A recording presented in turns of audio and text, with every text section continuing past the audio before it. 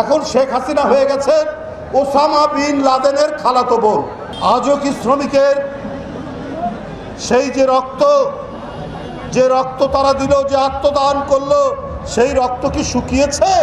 সেই রক্ত শুকায়নি, এখনো সেই রক্ত শুকায়নি।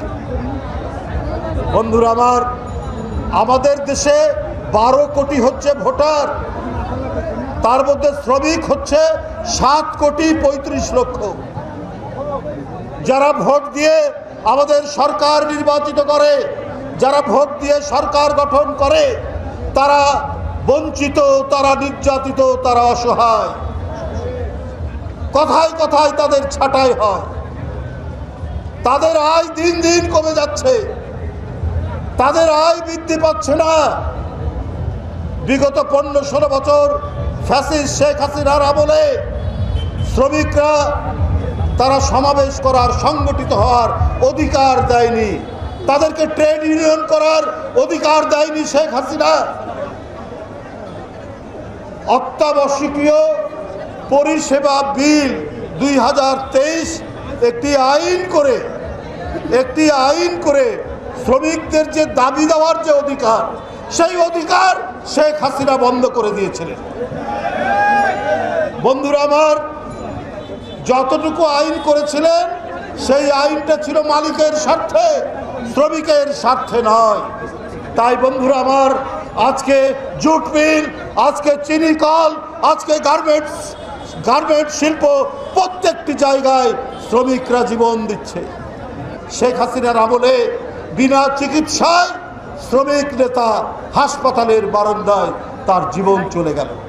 শুধু তাই নয়, এরপরে পোশাক শিল্পে তাদের ন্যূনতম মজুরির জন্য আন্দোলন করতে গিয়ে শেখ হাসিনার পেটুয়া বাহিনী, শেখ হাসিনার র্যাব, শেখ হাসিনার পুলিশ তারা গুলি চালিয়ে একজন মহিলা শ্রমিক আঞ্জুয়ারা খাতুনকে গুলি করে হত্যা করল, শ্রমিক জালাল উদ্দিনকে হত্যা করল, শ্রমিক রাসেল হাওদারকে হত্যা করল, শ্রমিক মোহাম্মদ ইমরানকে হত্যা করল। শেখ হাসিনার গুলিতে শুধু ছাত্র নয়, শুধু জনতা নয়, শ্রমিকদের যে কত রক্ত গেছে, সেই রক্ত লিখার মধ্যে দিয়ে, সেই রক্তের অক্ষরে রচিত হয়েছে আজকের 2024 সালের 5ই আগস্টের সেই মহাবিপ্লব। বন্ধুরা আমার, সেই আন্দোলনে আপনার 100 জনের উপরে বেশি শ্রমিক মারা গেছে, 30 জন রিক্সাওয়ালা মারা গেছে। বিএনপি জাতীয়তাবাদী শ্রমিক দলের 71 জন শ্রমিক ভাই পৃথিবী থেকে বিদায় নিয়েছে। তাই শ্রমিকরা 1886 সালে আমেরিকায় জীবন দেয়নি, আজও জীবন দিচ্ছে, আজও মারা যাচ্ছে, আজও রক্ত ঝরাচ্ছে, কিন্তু আমরা তাদেরকেও মূল্যায়ন করি না, আমরা তাদেরকেও খবর রাখি না। বন্ধুরা আমার, দেশ ক্রান্তিকাল শেষ হয়নি, এখনো শ্রমিকদের আয় দিনকে দিন কমে যাচ্ছে। গ্যাস বিদ্যুতের সংকটের কারণে কারখানার পর কারখানা বন্ধ হয়ে যাচ্ছে, শ্রমিকের ছাঁটাই হচ্ছে, হাজার হাজার শ্রমিক ছাঁটাই হয়ে গেছে। আপনারা জানেন, জুট মিল এবং চিনি কল এগুলো বন্ধ হয়ে গেছে একের পর এক। এই শ্রমিকদের পরিবারে কোনো খাবার নেই, এই শ্রমিক পরিবারের ছেলেরা স্কুলের বই খাতা কিনতে পারে না, এরা স্কুলে যাওয়া ছেড়ে দিয়েছে। কে দেখবে এদেরকে? কে দেখবে এদের পরিবারকে? এইটা আজকে সারা জাতির প্রশ্ন। বন্ধুরা আমার, এইরকম একটি পরিস্থিতি তাদেরকে অতিক্রম করতে হয়েছে। এই ধরনের পরিস্থিতি মধ্যে দিয়ে তাদেরকে জীবনযাপন করতে হয়েছে। শুধু তাই নয়, যে সমস্ত নিয়মিত শ্রমিক যারা পার্মানেন্ট শ্রমিক হিসাবে কাজ করবে, সরকারের নীতির কারণে এখন পার্মানেন্ট শ্রমিক, নিয়মিত শ্রমিক দেয় না। কি একটা শব্দ এসছে, আউটসোর্সিং। এই আউটসোর্সিং করে আপনার নিয়মিত শ্রমিক বাদ দিয়েছে। এই সিন্ডিকেটের কারণে শ্রমিকদের কষ্ট হতো, শ্রমিকরা ঘর জমি বিক্রি করে ওই সিন্ডিকেটকে টাকা দিয়ে মালয়েশিয়ায় যেত, সেখানে গিয়েও তারা চাকরি পেত না। আজকে তো সিন্ডিকেট থাকার কথা নয়, আজকে তো ওই major general Masududdin Chowdhury, lotus কামালদের তো থাকার কথা নয়, নূর আলীদের থাকার কথা নয়। আজকে কেন শ্রমিকরা মানবেতর জীবনযাপন করবে? আজকে কেন শ্রমিকদের ছেলেমেয়েরা স্কুলে যেতে পারবে না? কেন আজকে তারা অর্ধাহারে অনাহারে জীবন কাটাবে? আজকে তো ফ্যাসিবাদ নেই, আজকে তো সেই জুলুম নেই, তাহলে কেন আজকে শ্রমিক ছাঁটাই হবে? সালমান এফ রহমান এবং কত নাবিল গ্রুপ, অমুক গ্রুপ, তমুক গ্রুপ, এরা অপরাধ করেছে, এদের বিচার হওয়া দরকার। এরা শেখ হাসিনাকে টিকিয়ে রাখার চেষ্টা করেছে, যে শেখ হাসিনা 5 বছরের শিশু থেকে 16 বছরের কিশোর তরুণীদের রক্ত পান করার পরেও যে এখনো পর্যন্ত ছটপট করছে, রক্তের নেশায় উন্মাদ হয়ে গেছে, যে শেখ হাসিনা, সেই শেখ হাসিনার দোসর ছিল এরা। কিন্তু এদের যে মিল কলকারখানা, সেই মিল কলকারখানা কেন বন্ধ করে দিচ্ছে? ওদেরকে বাদ দেন, ওদের বিরুদ্ধে মামলা দেন, ওদের বিচার করুন, কিন্তু ওই মিল কারখানায় আপনারা প্রশাসক নিয়োগ করুন। মিল কলকারখানাগুলো আপনারা জীবন্ত রাখুন, সচল রাখুন, যাতে কোনো শ্রমিকের চাকরি না যায়, কোনো শ্রমিক যাতে তার কর্মসংস্থান না হারায়। সরকার এটাকে টেক আপ করবে, গ্রহণ করে দক্ষ ম্যানেজার দিয়ে সেগুলো চালাবে।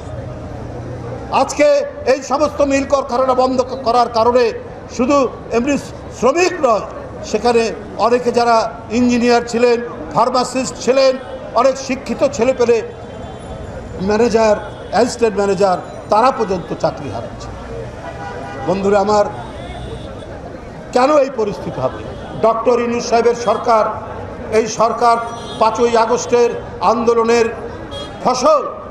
তো তাকে তো জনগণ যেখানে ভালো থাকবে, জনগণ যেখানে চাল ডাল তেল কিনতে পারবে, জনগণ যেখানে পেঁয়াজ কাঁচামরিচ চিনি লবণ কিনতে পারবে, সেই ধরনের পরিস্থিতি তৈরি করবে, সেই পরিবেশ তৈরি করবে।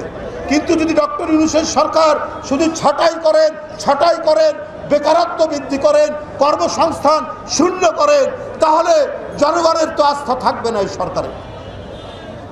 আপনাকে জনগণের দিকে আপনাকে মনোযোগ দিতে হবে। জনগণ কি বলছে? আপনি মানবতার করিডোর দিতে চান বার্মায়, রাখাইন রাজ্যে, সেখানে দুর্ভিক্ষ হচ্ছে, তো আপনি জনগণের কি আকাঙ্ক্ষা সেটা শুনবেন না? আপনি রাজনৈতিক দল যারা গণতন্ত্রের জন্য লড়াই করেছে, যাদের ছেলেরা জীবন দিয়েছে, যাদের ছেলেরা আপনার অদৃশ্য হয়ে গেছে, গুম খুনের শিকার হয়েছে, আপনার সেই সমস্ত রাজনৈতিক দলের কথা আপনি শুনবেন না? আপনি এককভাবে আপনার কয়েকজন অ্যাডভাইজার নিয়ে আপনি কি বলে মানবতার করিডোর করবেন, সেখানে বাংলাদেশের সার্বভৌমত্ব, বাংলাদেশের স্বাধীনতা, বাংলাদেশের নিরাপত্তা কোন জায়গায় যাবে সেইটা আপনি জনগণের কাছে পরিষ্কার না করে আপনি এই করিডোর দিতে যাচ্ছেন। কি বলেছে যেটা? Humanitarian corridor. আপনি নির্বাচিত নন, কিন্তু আপনি তো জনগণের রাজনৈতিক দলের আপনি সমর্থিত সরকার, তো আপনাকে জনগণের সেন্টিমেন্ট অনুযায়ী তো আপনি কাজ করতে হবে। যেখানে দেশ বিপন্ন হতে পারে, দেশের মানুষ বিপন্ন হতে পারে, আপনি সেই ধরনের পদক্ষেপ যখন নেন, সে দুঃখজনক। আজকে শক্ত হাতে প্রশাসন চললে, শেখ হাসিনা কোথায় পালিয়ে আছে? পার্শ্ববর্তী দেশে। কিন্তু দেশে কোথায় আছেন ওখানকার প্রধানমন্ত্রীও বলে না, কেউ বলে না। এখন শেখ হাসিনা হয়ে গেছে ওসামা বিন লাদেনের খালাতো বোন। ওসামা বিন লাদেন কোন গুহায় থাকতো, কোন পাহাড়ে থাকতো, কেউ যেমন জানতো না, মাঝে মাঝে ভিডিও বার্তা দেয়, ঠিক শেখ হাসিনা এখন ওসামা বিন লাদেনের একেবারে কাজিন হয়ে, খালাতো বোন হয়ে এখন তিনি ভিডিও বার্তা দেন। ভিডিও ভাইরাল হয়েছে, গোয়েন্দা সংস্থা এটা ফ্যাক্ট চেকিং করেছে, এটা ফরেনসিক চেকিং করে দেখেছে, এটা সত্য। এটা শেখ হাসিনার বক্তব্য। যে কদিন আগে প্রধানমন্ত্রী ছিল, সে কি করে বলতে পারে তার নামে মামলা, এবং এই মামলা যারা দিয়েছেন তিনি বলছেন এই 227টি মামলা আমার নামে দিয়েছে, এই 227 জনের হত্যা নিশ্চিত হলো। উনি হত্যার হুমকি দিচ্ছেন। আপনি এত শিশু, এত কিশোর, এত তরুণ, এত শ্রমিক, এত রিক্সাওয়ালার রক্ত পান করার পরেও আপনার পিপাসা মেটেনি, আপনার তৃষ্ণা মেটেনি। আপনি পার্শ্ববর্তী দেশ থেকে আপনার বিরুদ্ধে আপনার খুন, আপনার রক্ত পান, আপনার এত কিছুর পরেও আপনার নামে মামলার কথাতে আপনি জীবন কেড়ে নিতে চাচ্ছেন। যারা এই মামলা দিয়েছে তাদের, এবং জনগণের মধ্যে ঐক্য রেখে ঐক্যের পথকে প্রশস্ত করুন।